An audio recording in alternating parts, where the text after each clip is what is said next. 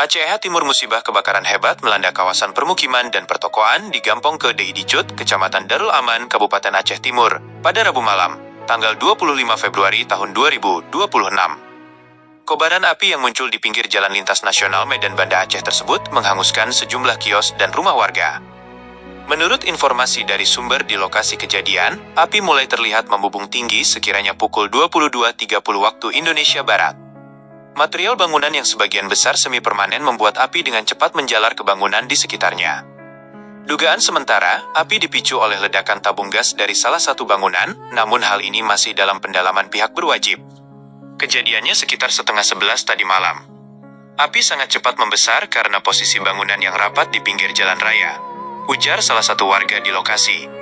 Akibat peristiwa ini, arus lalu lintas di jalur utama Medan Banda Aceh sempat mengalami kemacetan panjang.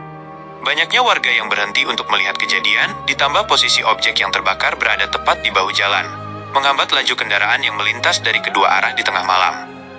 Armada pemadam kebakaran dari Badan Penanggulangan Bencana Daerah (BPBD) Aceh Timur, pos wilayah setempat segera dikerahkan ke lokasi. Petugas bersama warga bahu-membahu melokalisir api agar tidak merembet lebih luas ke area kompleks Pasar Idikat yang padat bangunan. Hingga berita ini diturunkan, jumlah pasti kerugian material yang diderita para korban masih dalam proses pendataan.